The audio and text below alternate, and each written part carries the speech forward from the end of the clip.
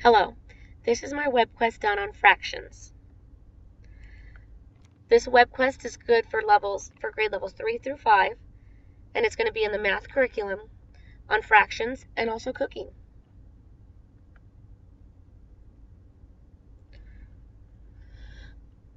As I created this webquest, this is my introduction page.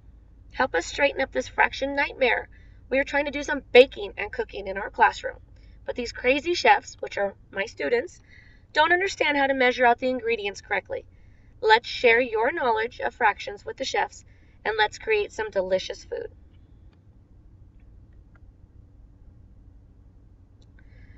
First, our students will listen to a story called Fractions, Fraction Action by Lauren Leedy. We will discuss fractions during that story.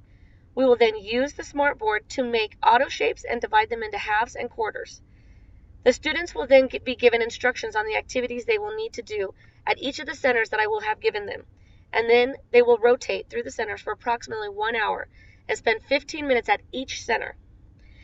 Each center will contain, one center will be computers, which the students will create shapes using auto shapes on the computer, and then they will divide them into halves and quarters using the lines. They will also get to choose the color of their shapes or the lines. They will save their page on the student network drive. Fraction game, which will be at another station. The students will roll the dice or the die and try to make one whole pie using pie parts. The next one will be building fractions, a story. The students will make a book with a page for a whole circle, halves, thirds, and quarters.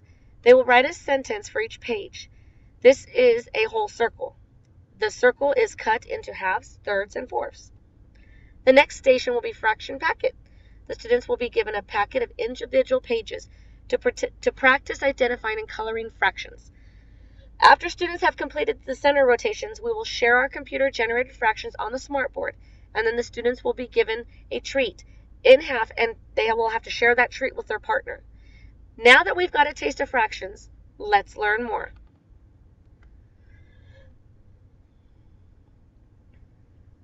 This is my process page.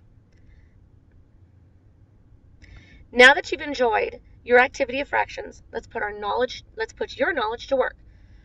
Okay, you're going to help my chefs, or the chefs, out of this mess.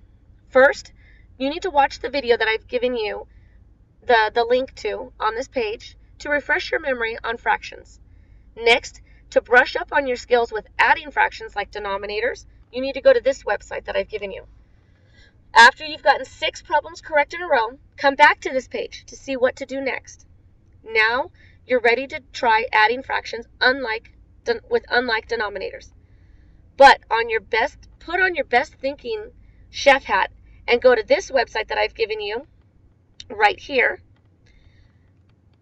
And once you're done with that website, come back to this page.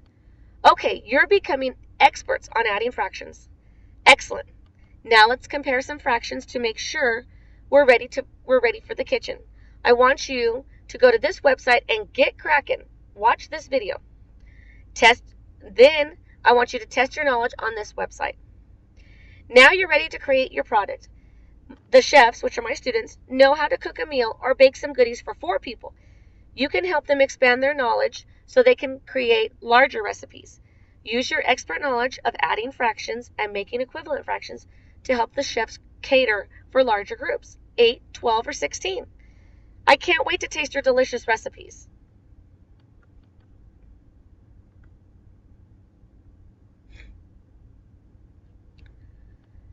Then we'll come to the evaluation.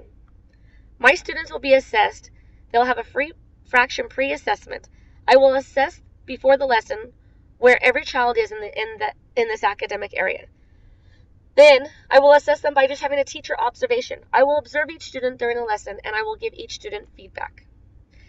Then I will also assess them with a class discussion. As a class, we will discuss the activities as we proceed.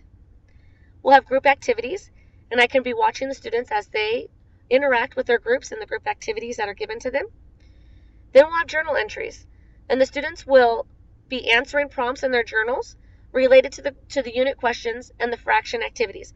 I will review for understanding and provide additional lessons if they are necessary to each student. This is the rubric I will be going over. I will be following this rubric as I'm evaluating and grading students' work.